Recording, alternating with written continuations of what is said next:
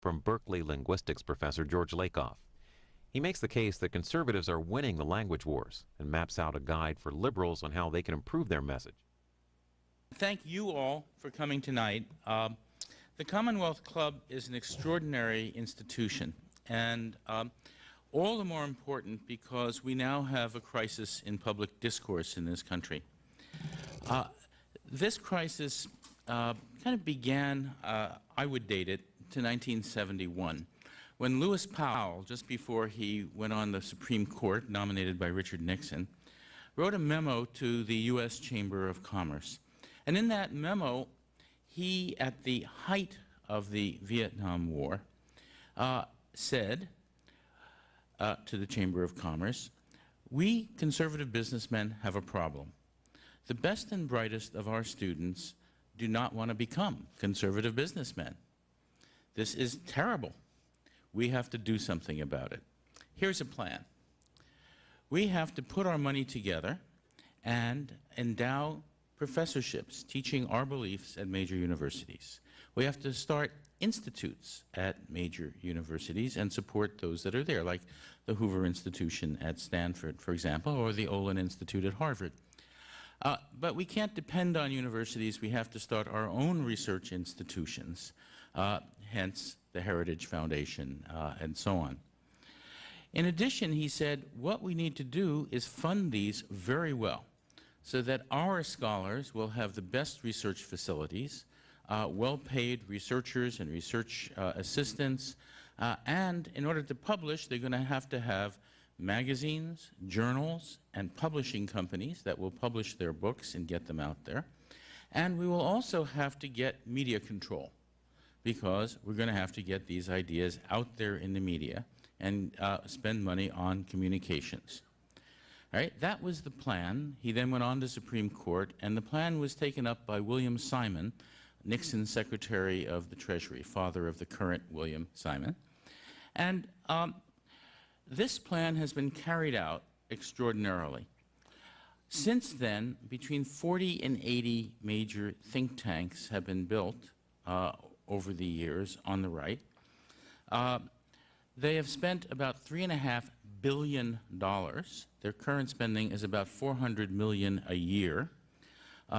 The spending ratio, let's say, of institutions on the right and institutions of a progressive nature is about 8-to-1, and the airtime they get is about 8-to-1. So money talks. And about 80% of the talking heads on TV are conservatives. That's not an accident. There's a booking agency that books them there, and the think tanks have facilities on the grounds where you can walk down the hall and go on TV or radio. The booking agency knows every radio and TV station in America and has a list of experts on every issue and can get them on very quickly. During the Shivo case, they had 15 full-time bookers working 24/7 to get conservatives on TV. You never saw any neuroscientists on TV. At least I never saw any. Now, what they've achieved is quite remarkable. They have achieved the ability to frame public discourse their way. And let me try to give you a sense of what framing is about. Let's take an issue coming up this week, what is called lobbying reform, quote unquote. There are a lot of, in the Abramoff case, there's a lot of responses. We need to reform lobbying. Now, Mark Schmidt, in his blog recently, pointed out correctly that this is a frame that says the problem is lobbyists. Now, lobbyists by themselves, as he points out, have no influence. That is, unless the legislatures take the money from the lobbyists, nothing happens. Right? Unless they do what the lobbyists want, nothing happens. Right? So it's not the lobbyists who have to be reformed, it's the Congress. This is an issue of congressional integrity and the betrayal of public trust.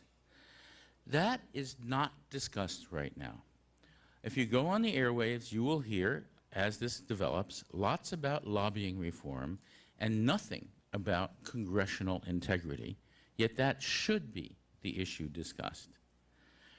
This is a simple case of framing, what I'll call surface framing, a case of one issue framed in one way where the consequences are given by the frame. As soon as you say it's lobbying reform, and are you for or against lobbying reform, it doesn't matter if you're for or against.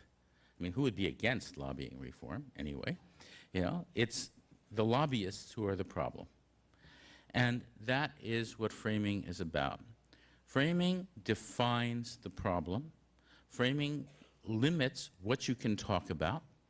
It leaves out, in this case, the congressmen who take the money. It leaves out what lobbying really is, and which has to do with campaigns and campaign contributions and so on. All of that is not in there quite in the frame. Now, how does this work? How does framing in general work?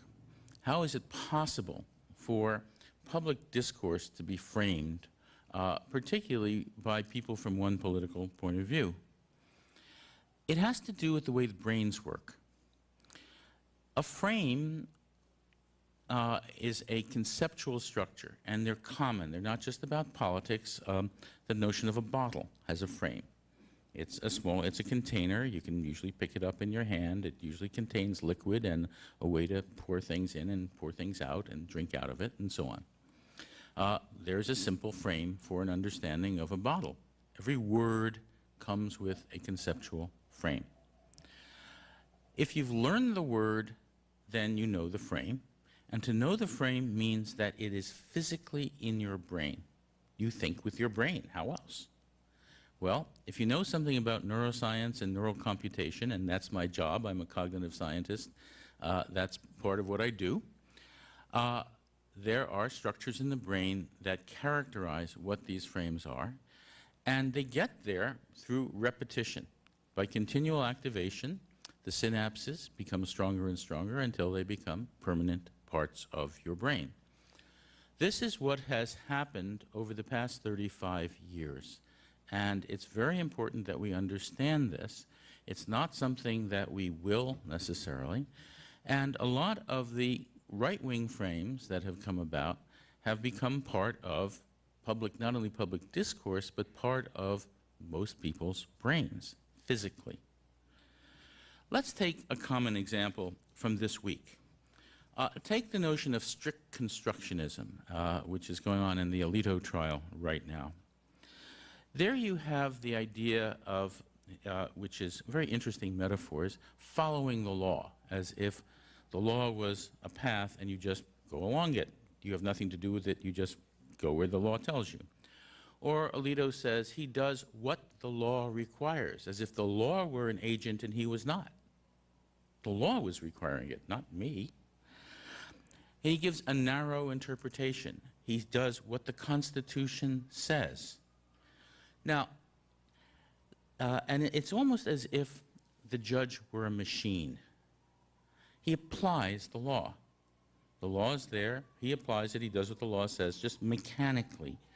Now, this is a little strange. After all, he says he does what the law says, but he wrote dissenting opinions, opinions against what was taken to be the law. You know, it's very strange to say he would judge according to the law, but he would presumably judge according to his dissenting opinions. So there's a little bit funniness here. But the funniness is in the very notion of strict construction of the Constitution. In order for any case to reach the Supreme Court, it cannot fit normal categories. If it's a straightforward case of theft, a straightforward case of murder, a straightforward case of embezzlement, someone's caught, they've got the evidence, it never gets to the Supreme Court. It fits the category, no problem. In order for a case to get to the Supreme Court, it must not fit the categories. That's the only way that can happen. Now, when a judge gets a case that does not fit the categories, the Supreme Court must extend or contract the categories to make it fit in some way. Whether they extend it in a broad interpretation or narrow it in a narrow interpretation, they are changing the meaning of the words. And when they change the meaning of the words, they change the world, because those are laws and they affect people. And it doesn't matter whether they narrow it or broaden it. They're going to change how the law applies, and they will change what is legal and what is illegal.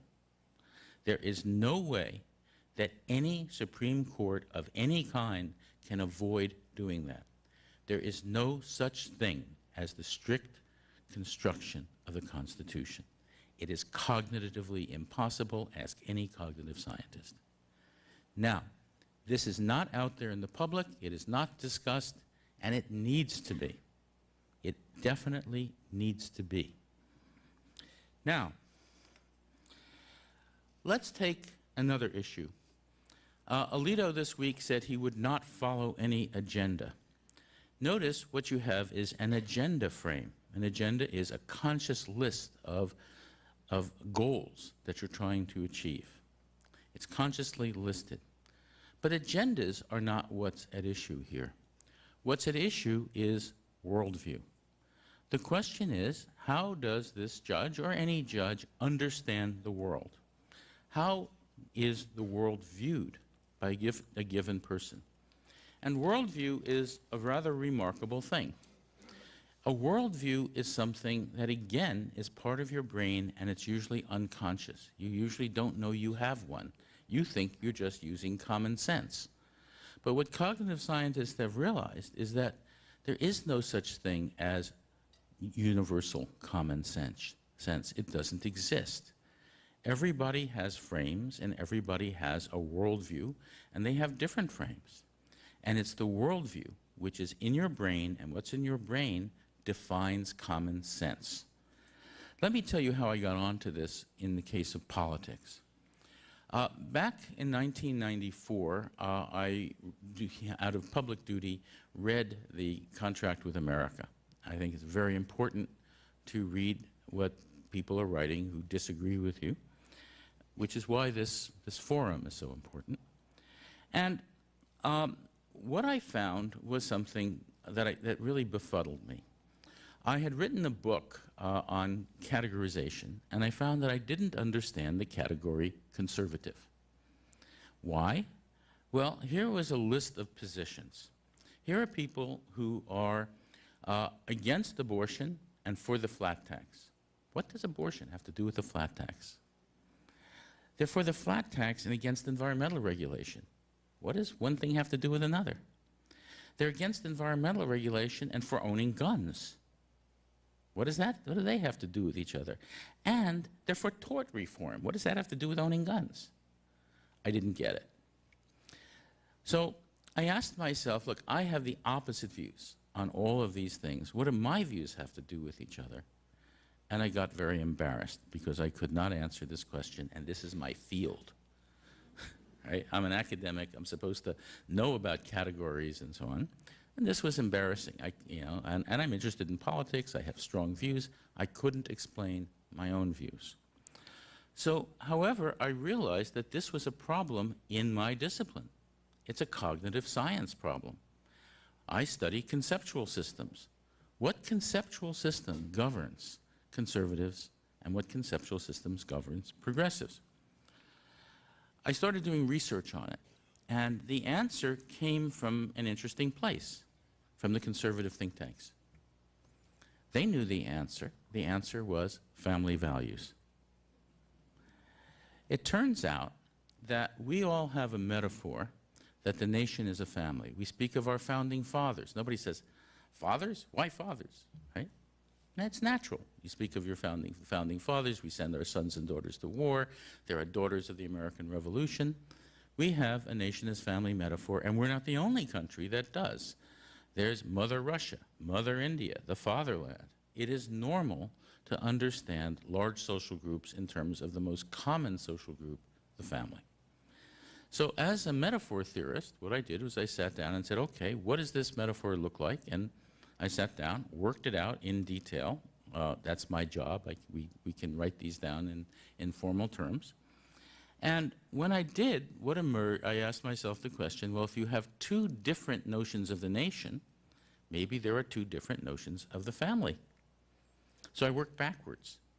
I took the different political positions, and I said, what notion of the family would map onto these? And out popped two notions of the family, and idealized notions: a strict father family and a nurturing parent family.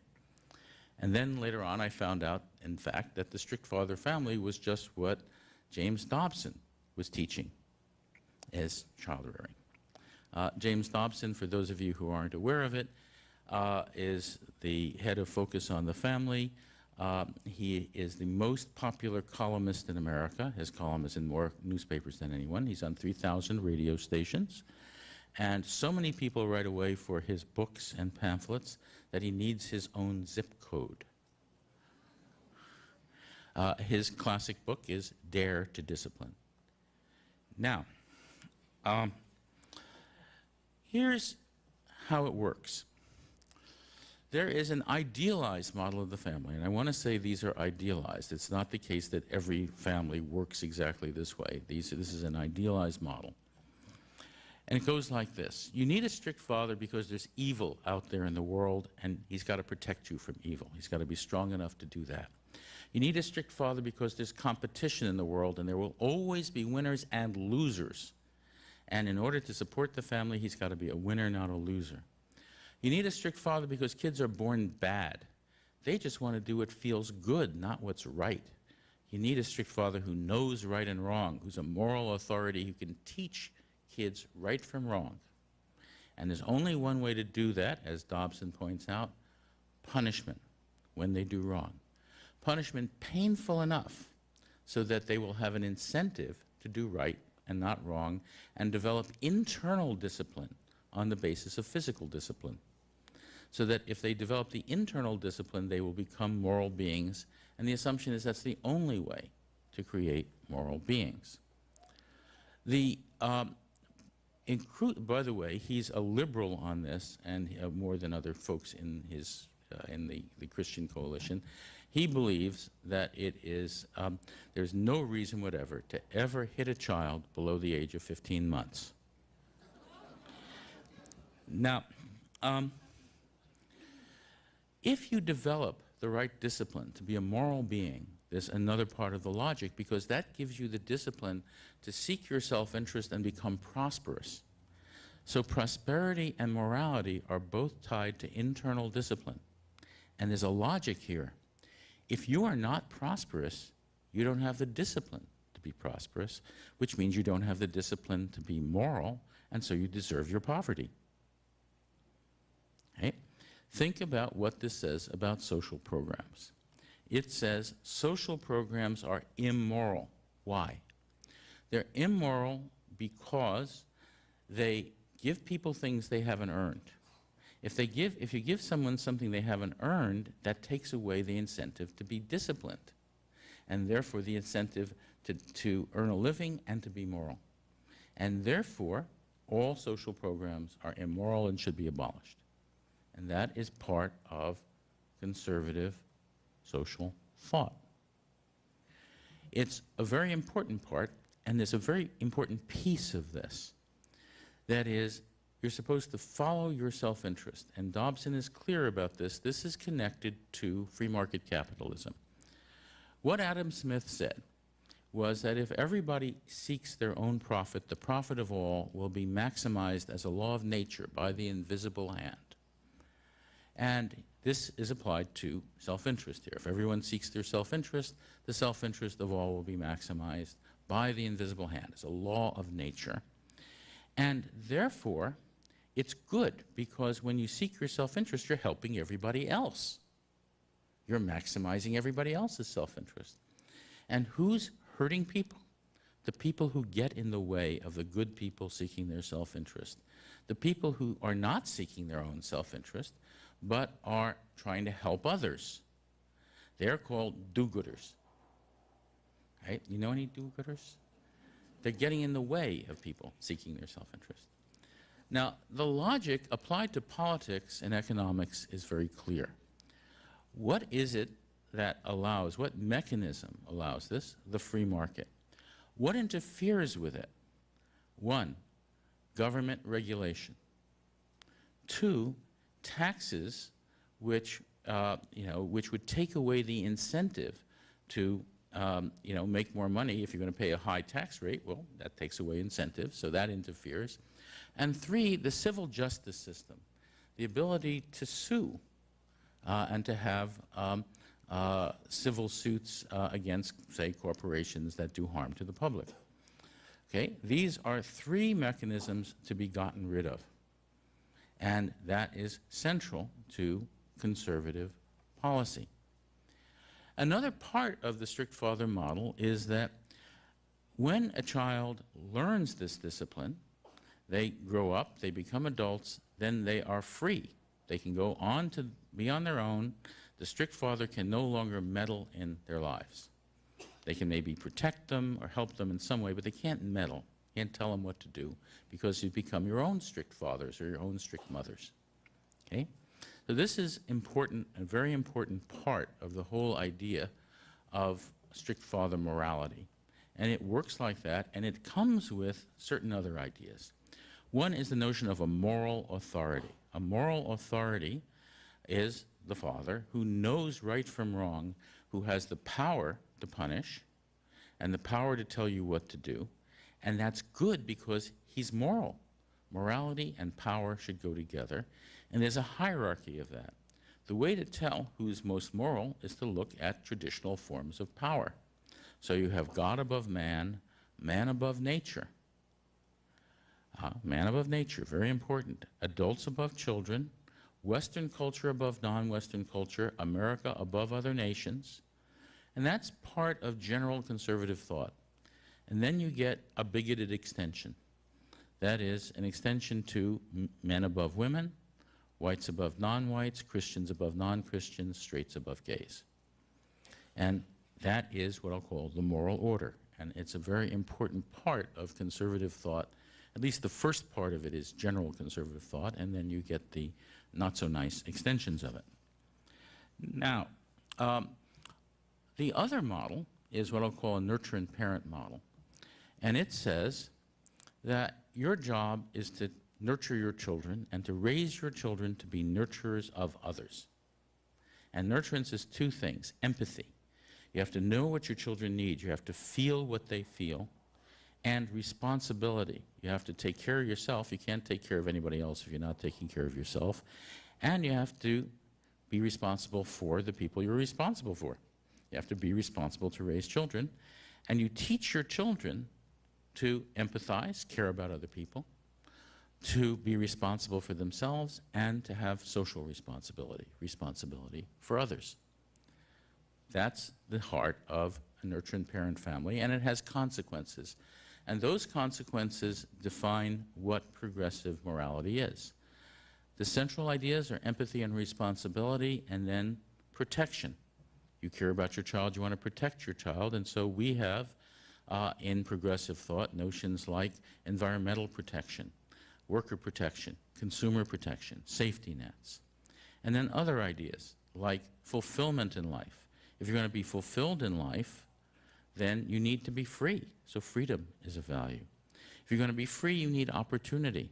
And in order to be opportunity, there has to be general prosperity. These are all progressive values.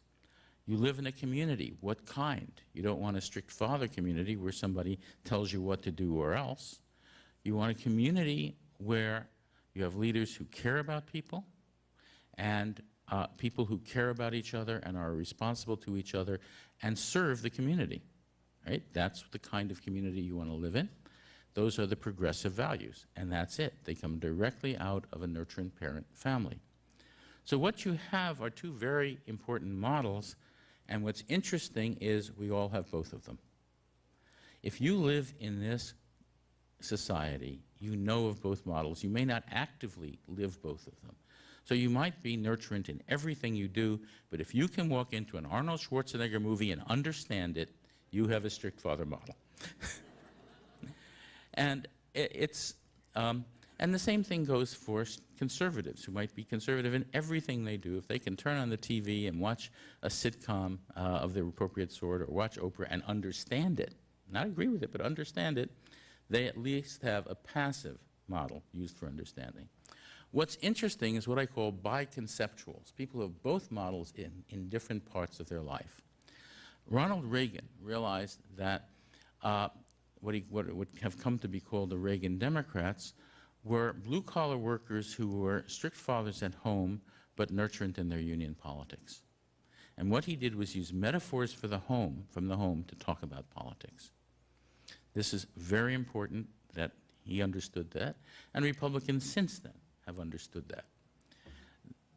The people who are, quote, in the middle in this country, in terms of voters, are biconceptuals. And there is not a linear line.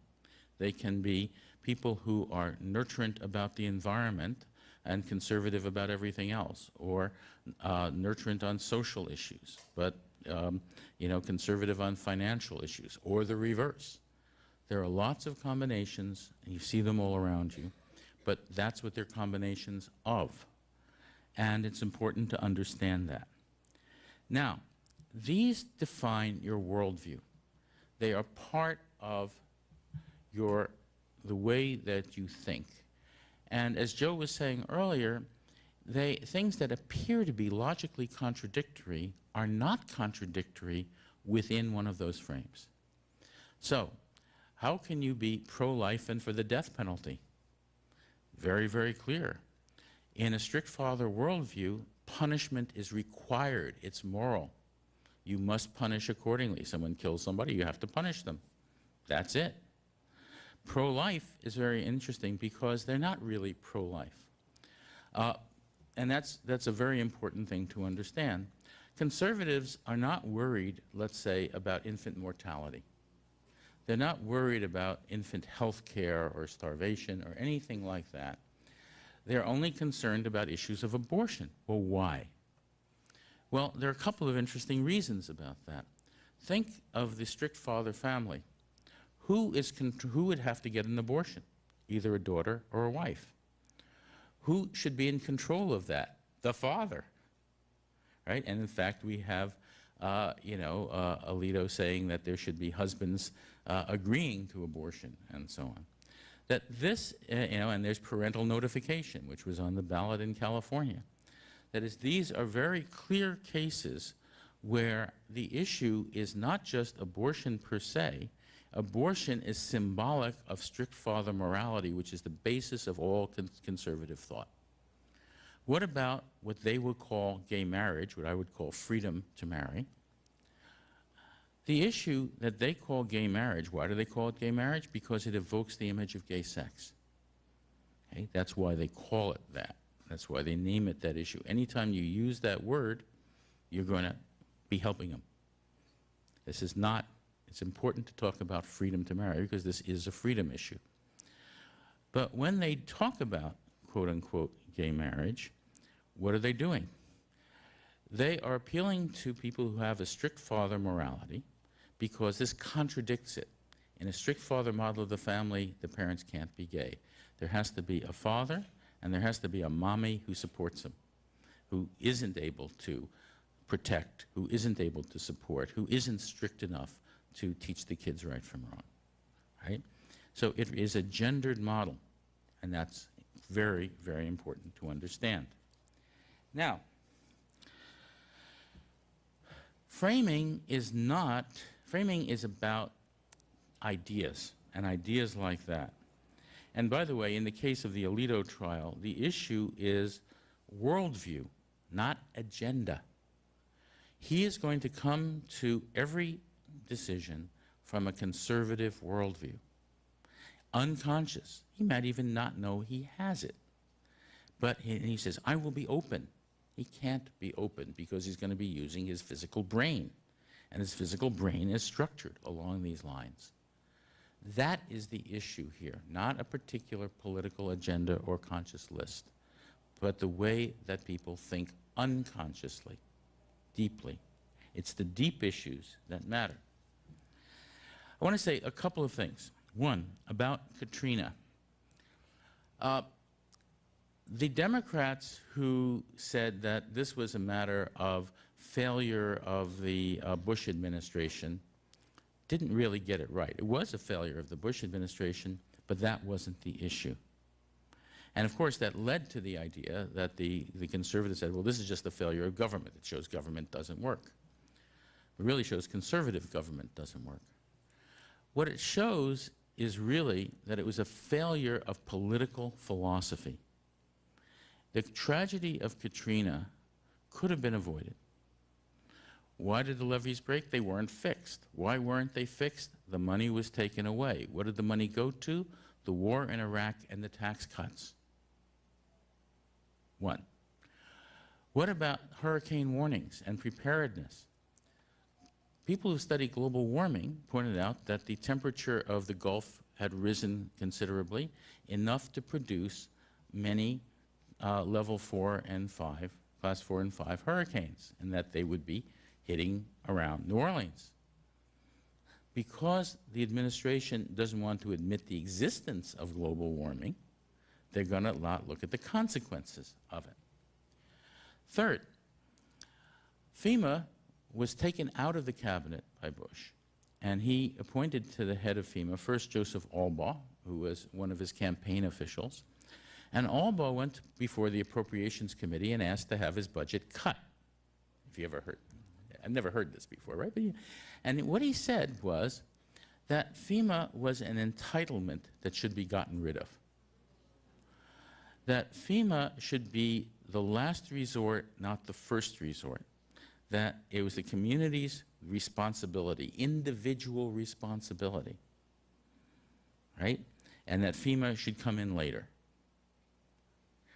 This had to do with a failure of political philosophy in general. It was not just a failure of the Bush administration or of Michael Brown or any particular individual. It is a failure of a worldview.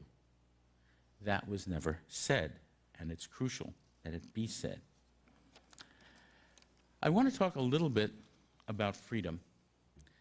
And in this, I think it's important to recognize something about the history of the country in this regard. Let me say one more thing about Katrina.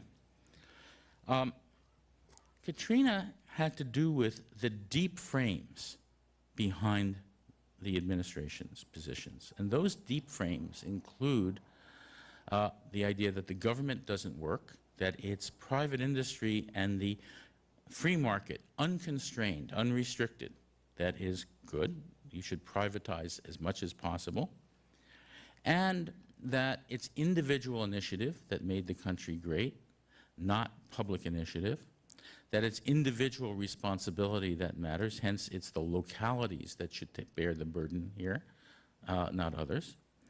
And that everybody can pull themselves up by their bootstraps, that it's your money, you know you can spend it better than the government can, therefore they have a set of arguments which, if part of people's brains can be used for private accounts, privatization of Social Security and retirement, it can be used against the environmentalist positions, it can be used in case after case after case. It is not just one issue. It's a set of things that goes across all issues. There's an implicit idea on the progressive side that is not used. And it's an idea that has everything to do with the notion of the Commonwealth Club. It's the idea that we put our Commonwealth together for the common good to build an infrastructure that everybody can use, that helps every individual achieve their goals. For example, highways. You can't get it with your tax refund. Sorry, you can't build your own highways. I mean, maybe Bill Gates or somebody can, but most people can't. The internet was developed with taxpayers' money. The courts, you want to have contracts, you have to have a court system paid for out of the Commonwealth. The banking system is backed up by the government, paid for by the Commonwealth. The stock market has the SEC, paid for by the Commonwealth. The public education system, paid for by the Commonwealth. There was a reason why states used to be called commonwealths. The Commonwealth of Massachusetts, the Commonwealth of Virginia, of Pennsylvania, because they used the Commonwealth for the common good to build infrastructure that individuals couldn't do, and that helped everybody. Now, if someone makes a great deal of money off of that infrastructure, they should be paying back to it. That's what taxes are about, and that's what progressive taxation is about. If you get great wealth out of using the Commonwealth, you should pay that back. And the person who has written most about this is Bill Gates Sr., and Warren Buffett said something interesting. He said, if you dropped me in the middle of Bangladesh 30 years ago, I'd still be impoverished because they didn't have a banking system or a stock market. Now, let me finish up with something about freedom. This has always been a progressive country, and the way that you tell this is by looking at the way ideas have been extended over time and applauded because they've been extended that way. Take voting rights. When this country was founded, the only people who could vote was white male property owners. Then they slowly got rid of the property owning parts. Then they admitted slaves. They admitted women, etc. The Voting Rights Act admitted other people. We have gradually extended voting rights over a period of time, and it's been hailed as wonderful. What else? Public education. Started out with small schoolhouses and extended to high schools, colleges, graduate schools, etc. Civil rights have been extended further and further and further. Protections, whether they are of all sorts, worker protections. We used to have slavery, then we had sweatshops, and then unions were able to get the 5-day week, the 8-hour day, paid vacations, parental leave, and so on. They have extended. Public health has been extended, the media has been extended for free speech, opportunity has been extended. Those are progressive values, and they are the values that were there at the beginning and extended because they were there at the beginning, and the activism was an activist public. That's what extended those ideas. Now, what conservatives are trying to do, and the reason they concentrate on the Founding Fathers, is they want to go back and undo those. They want to undo those, and each of those things has to do with freedom. Voting rights is freedom from tyranny. Public education is freedom from ignorance and access to knowledge, where knowledge is power. Civil rights, freedom to participate in society. Protections, freedom from fear. Opportunity, freedom from want. Workers' rights, freedom from exploitation. Public health, freedom from the ravages of disease.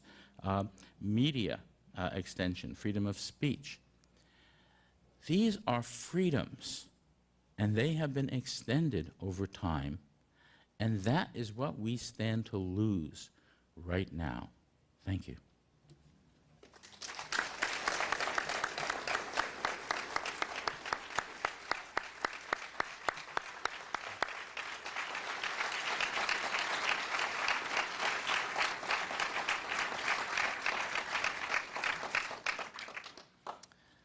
Our thanks to Professor Lakoff for his comments tonight, and now it's time for the question and answer portion of our program, as promised.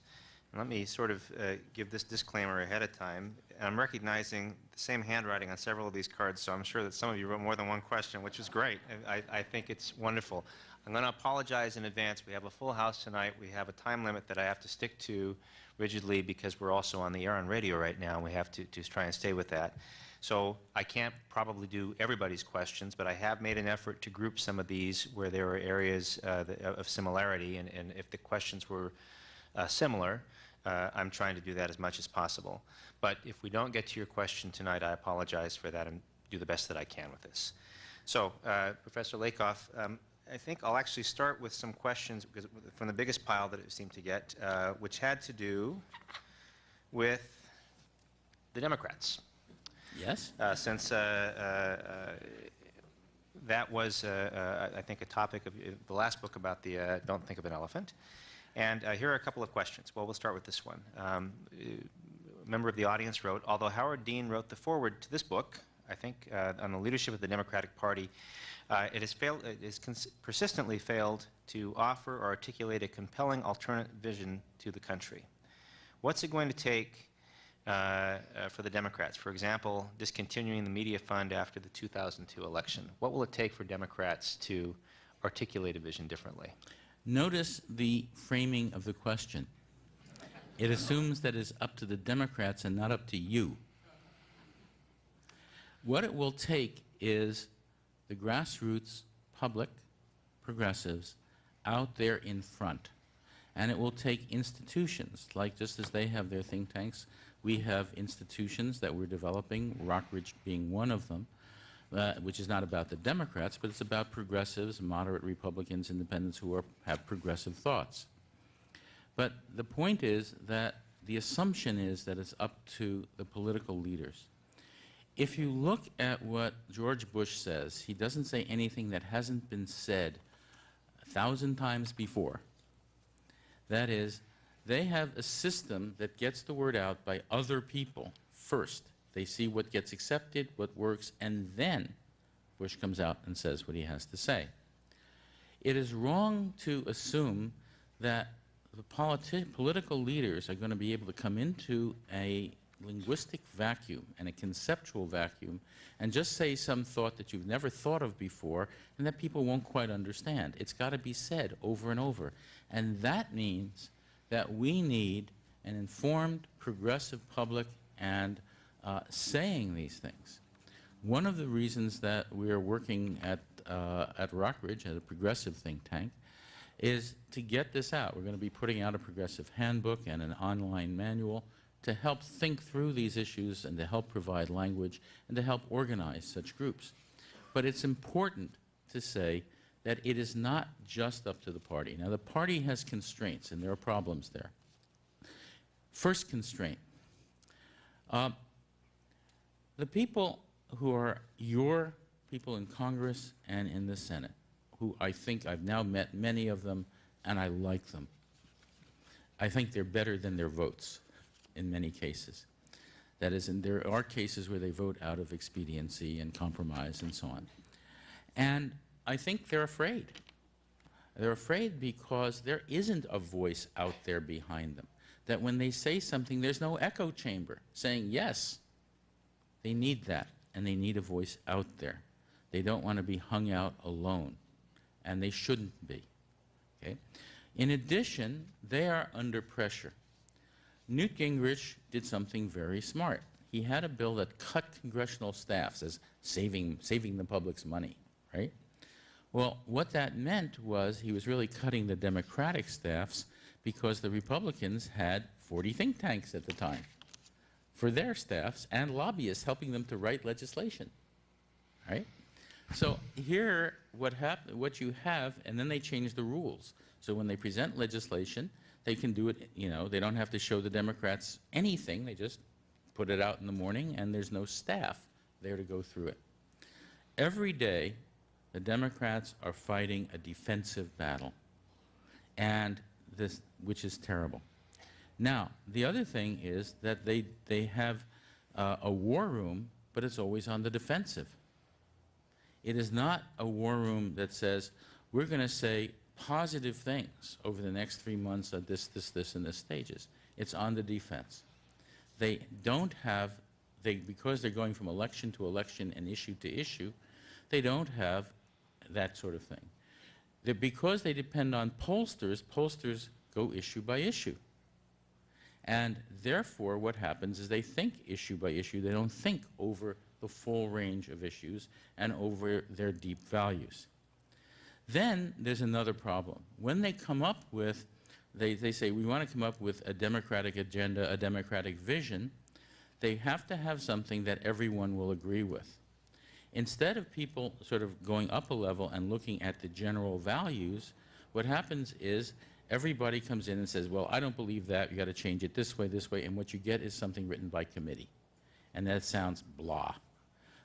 If you go and look at what the War Room and the DNC was putting out, it is America can do better was their slogan. I mean, it's like, you know, we're not quite as bad as the other guys. Well, George, if I may, can I jump in? I want to Yes. repeat another question and off of Sure. that last point. One of our audience members asked, maybe because it speaks to your major point tonight about framing, this question, since you're on now talking about the message of the party, how does the concept of framing, in your mind, differ from those of the idea of message in the battle for public opinion issues that the Democratic Party has long, by your own admission, struggled with? How is framing different from the message itself? Utterly different. The strict father and nurturing parent models frame your values. They frame the way you understand what it is to be governed. They frame your moral values. The idea of using the commonwealth for the common good is a political principle that is a deep frame as opposed to a surface frame. A surface frame goes along with words and slogans. Words and slogans don't help by themselves.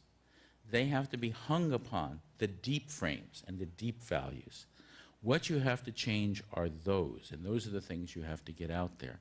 So framing is not just messaging. I mean, messaging requires surface frames, but they are of no use unless you get the deep frames right. Okay. Bridging from broader labels than Democrats, I suppose, and Republicans to labels like conservatives, progressives, and liberals, this question from the audience. Conservatives, who are, in this person's opinion, more accurately called radicals, appear to have very focused messages that support a largely common agenda, while progressives are all over the map and try to address the complexity of our world.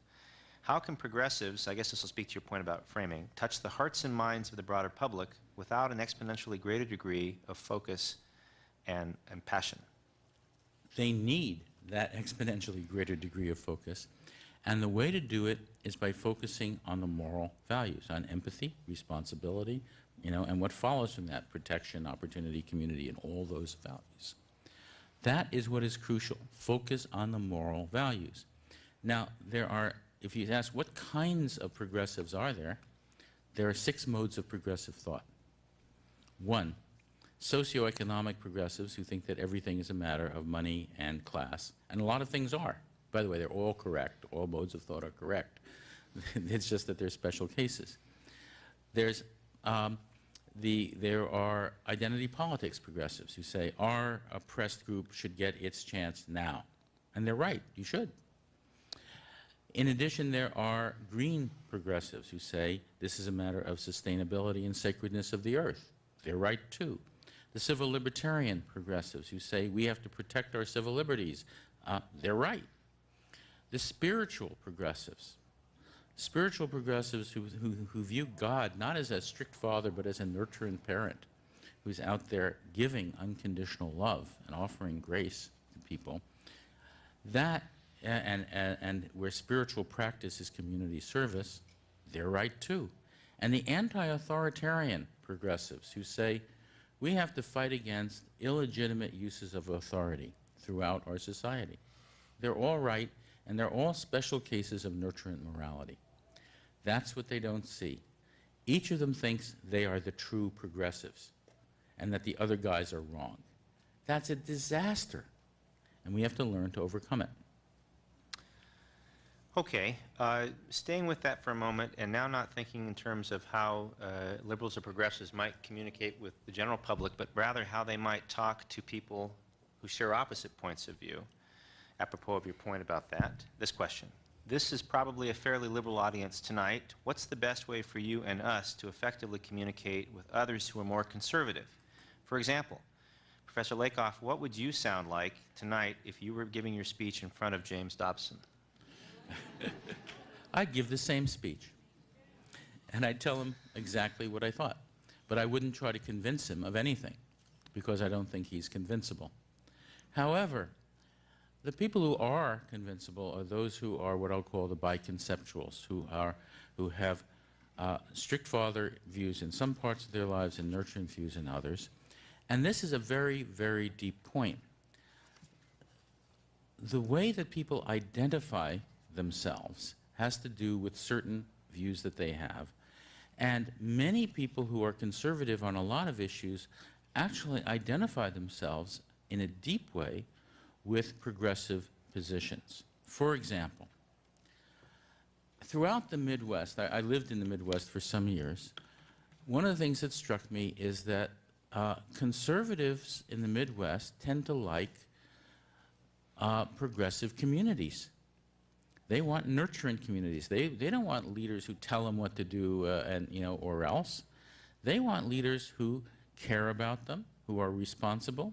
They want to live in a community where people care about each other, are responsible for each other, who do community service. They want nurturing communities. You can talk to people about that. There are a lot of people who are conservative about many things but love the land. They're basically environmentalists, though they wouldn't call themselves that. But who are they? They're hunters. They're fishermen who would like to be able to eat their fish, but in 48 states they now can't. And they're people who like to take their kids camping and take their families hiking in the national parks, who want to preserve land, who want to conserve resources. These are people who love the land in this country, and that is a nurturant position. And there are people who are concerned about their children's education and public education in the same way, and public health, who identify with their bodies and their health and their children's health. There are many things that you can talk to conservatives about, because most conservatives are not total conservatives. What we have for the first time in this country is an attempt to make everybody a total conservative on every issue. But it's not there. What you want to do is find out where their progressive heart is. And you ask a conservative, what do you care about? How do you do service toward that? Why do you care? What are you proud of in doing that? And so on. And you get a conversation going about the part of their lives where they share your values. If I may, George, a quick question on that. Now, I've noticed in our discussion this evening that you've tended to refer to that side of this side of the audience as progressive, and I haven't heard you use the word liberal very often, which seemed to become a bad word during the '88 campaign when President Bush's father made it into a three-syllable word, I guess, liberal. But was that a frame as well, and is that an intentional non-use of a frame on your part in the discussion tonight? Yes, very intentional. First of all, the Center for American Progress did a survey before it chose its name, and it found that people were in favor of progressives and most people didn't like liberals. All right? Now, what's interesting, of course, is that liberals have been branded by the far right, but they've also been branded by the far left. So what you find, for example, on the far right is limousine liberals and latte liberals. Namely, this has to do with populism and right-wing populism that Thomas Frank wrote about in What's the Matter with Kansas. On the far left, you have neoliberal economics, which has to do with globalization, and you have the so-called liberal foreign policy that occurred with the Johnson administration during the Vietnam War. Right? So many people on the far left see themselves as anti-liberal at all, and the word liberal has become associated with those things. So until there is an attempt, a serious attempt to revive liberalism in some way, which would take a lot of work, the word progressive is usually favorable, so favorable that there are conservatives who want to call themselves progressive conservatives. All right, bridging from the sort of the broader discussion about the groups, a contemporary sort of question out of the news from today, since you used this example, about Judge Alito and the nomination hearings in the Senate. This question from a listener, and by the way, for those of you in the radio audience, you're listening to the Commonwealth Club of California radio program. Tonight's speaker is UC Berkeley linguistics professor. That's the University of California. We don't have to Berkeley in there. That's the only true one. Linguistic professor George Lakoff. Sorry for those of you from Stanford. All right. The question is this. What one question would you have asked Sam Alito, given your points about worldview, if you were in the hearing today, to elicit his worldview? That's a very, very interesting question. I think I would ask him the following question. There are many questions I could ask. I mean, Do you really believe that everyone can pull themselves up by their bootstraps? And what about the 45 million people who have no health care right now? What about those people who do work for which they're not paid very much, but support the lifestyles of the top 3/4 of this country? Those 45 million people cannot just all of a sudden pull themselves up by their bootstraps all at once. No way. Some can, but not all, because who would do those jobs at those wages? We have an economy that drives down the cost of labor, and that economy has created a cheap labor trap. You know, how do you think about the cheap labor trap? What do you think about it? And do you really think that those 45 million people can all pull themselves up by their bootstraps, and who would do those jobs at those wages? Okay. Staying with Judge Alito just for a moment, but now bridging perhaps into a central issue in the confirmation hearings, and that, of course, being the question about abortion, reproductive rights, question of choice as well. This question from one of the audience members. Can you recommend a better way of framing or a frame on the question of abortion, the abortion issue, other than pro-choice? And if so, what would that be? Absolutely. We cannot let them have life. Life is a progressive value. It's our value. How do you start? You start with infant mortality. We have one of the highest rates of infant mortality in the industrialized world, the highest rate in the industrialized world. Why? Because of conservative politics. Because there are no funds for the things that other countries provide funds for: prenatal care, postnatal care, health insurance for children, making sure all children are well fed. It's conservatives who are killing babies.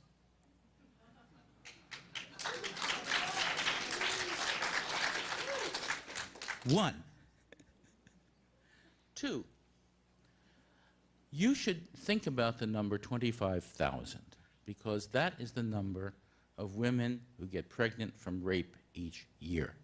25,000 all over America. Should they be forced to bear the children of their rapists? And if the answer is no, there's a consequence. You have to have facilities for them everywhere in the country with trained doctors and easy accessibility. Right? That's another thing. Also, what about unwanted pregnancies? Nobody wants unwanted pregnancies. That's why they're called unwanted. 1 minute, George. And how do they get there? They get there because of a lack of sex education, and they get there because of a lack of facilities and a lack of family planning facilities. And we need to provide those in our schools and throughout the country. Right? That's how I would answer it. Okay. I'm afraid that that's all the time we have for questions tonight. My apologies for not doing more. But again, our special thanks to George Lakoff. If you're listening on the radio, this is the Commonwealth Club. Our guest tonight has been University of California Professor of Linguistics and a Senior Fellow at the Rockridge Institute, George Lakoff. He is the author, by the way, of Don't Think of an Elephant. Here's a copy of the book. We'd also like to thank our audiences here live and on the radio. And my name is Joe Tuman, and now on behalf of the Commonwealth Club of California, celebrating more than a century of enlightened discussion like this tonight, I thank you all, and I adjourn the meeting. Thank you.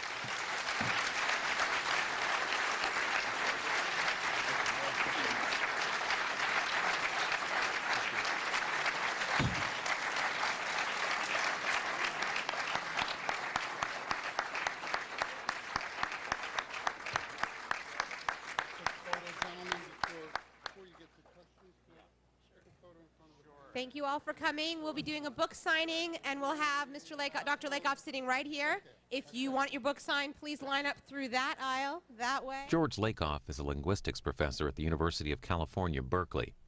Don't Think of an Elephant is published by Chelsea Green. Visit chelseagreen.com for more information.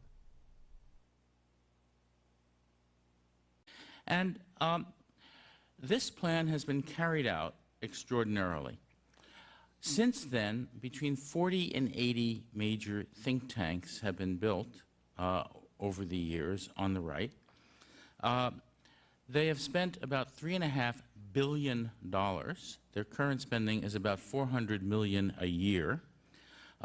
The spending ratio, let's say, of institutions on the right and institutions of a progressive nature is about 8 to 1, and the airtime they get is about 8 to 1. So money talks. And about 80% of the talking heads on TV are conservatives. That's not an accident. There's a booking agency that books them there, and the think tanks have facilities on the grounds where you can walk down the hall and go on TV or radio. The booking agency knows every radio and TV station in America and has a list of experts on every issue and can get them on very quickly.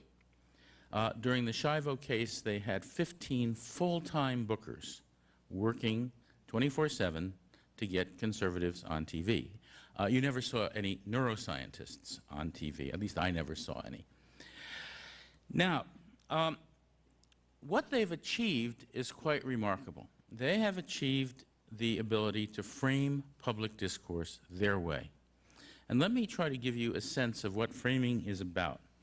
Let's take an issue coming up this week, what is called lobbying reform, quote unquote. There are a lot of, in the Abramoff case, there's a lot of responses. We need to reform lobbying. Now, Mark Schmidt, in his blog recently, pointed out correctly that this is a frame that says the problem is lobbyists. Now, lobbyists by themselves, as he points out, have no influence. That is, unless the legislatures take the money from the lobbyists, nothing happens, right? Unless they do what the lobbyists want, nothing happens. From Berkeley linguistics professor George Lakoff. He makes the case that conservatives are winning the language wars and maps out a guide for liberals on how they can improve their message. Thank you all for coming tonight. The Commonwealth Club is an extraordinary institution, and all the more important because we now have a crisis in public discourse in this country. This crisis kind of began, I would date it, to 1971, when Lewis Powell, just before he went on the Supreme Court, nominated by Richard Nixon, wrote a memo to the U.S. Chamber of Commerce. And in that memo, he, at the height of the Vietnam War, said to the Chamber of Commerce, "We conservative businessmen have a problem.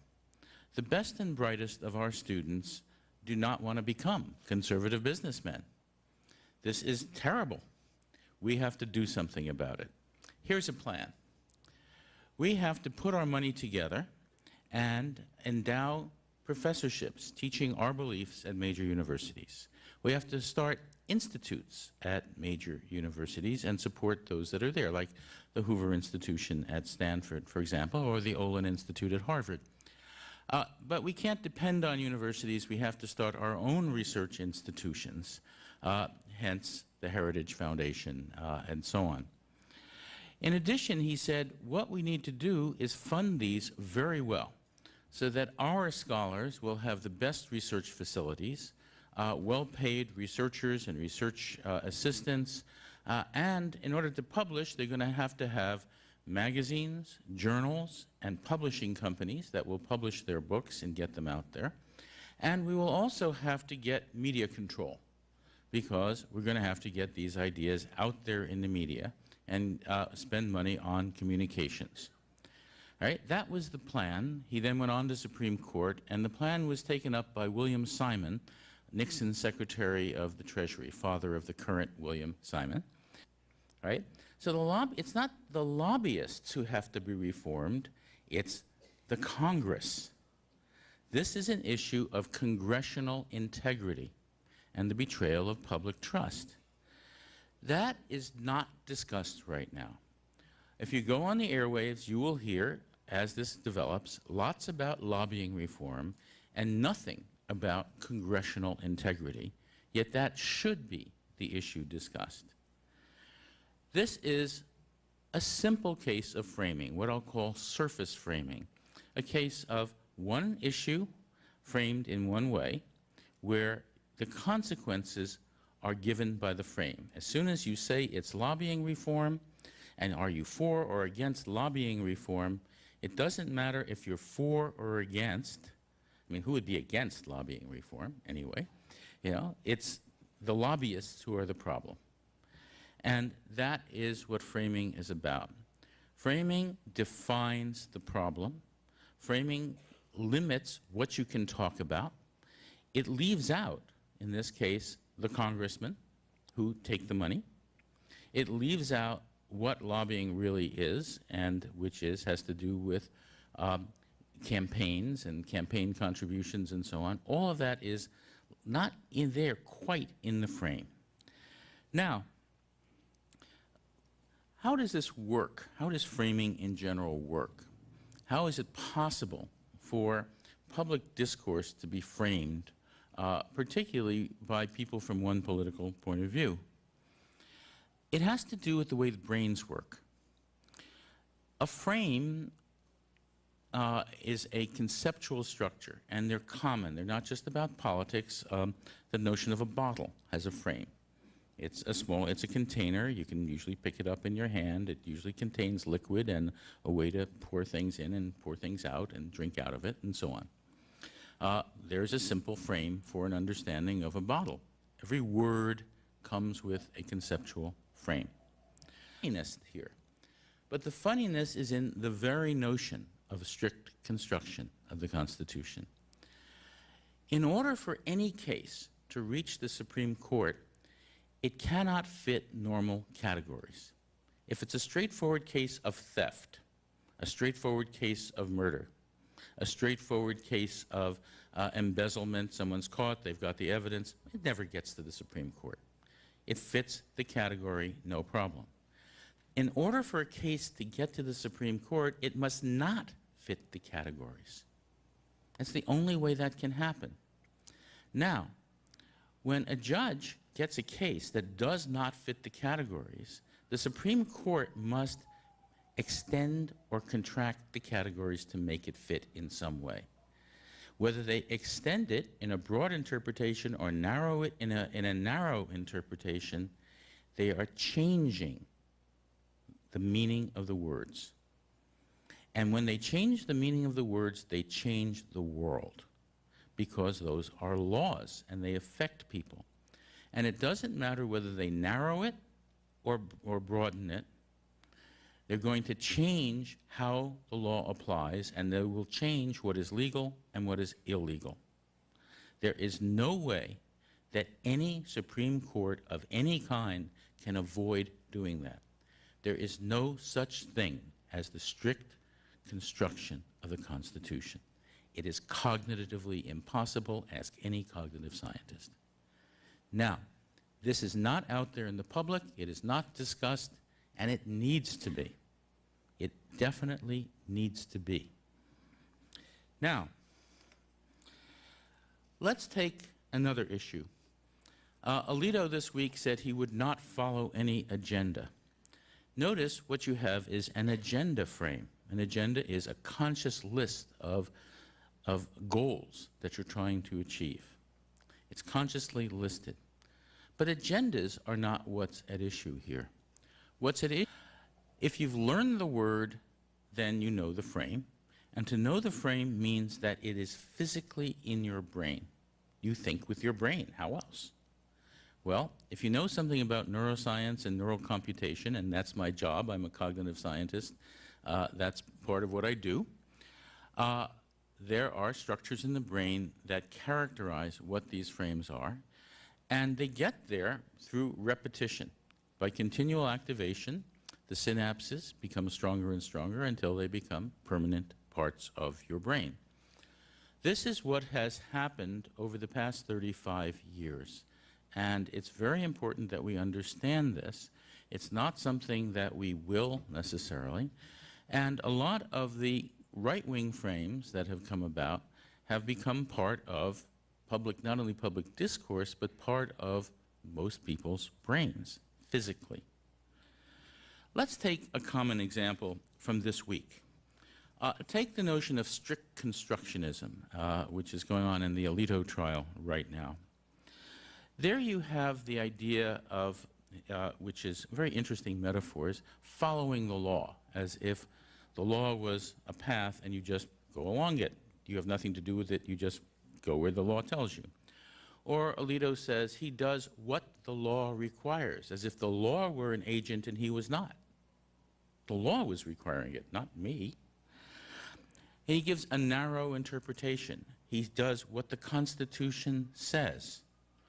Now, and it's almost as if the judge were a machine. He applies the law. The law is there, he applies it, he does what the law says, just mechanically. Now, this is a little strange. After all, he says he does what the law says, but he wrote dissenting opinions, opinions against what was taken to be the law. You know, it's very strange to say he would judge according to the law, but he would presumably judge according to his dissenting opinions. So there's a little bit funny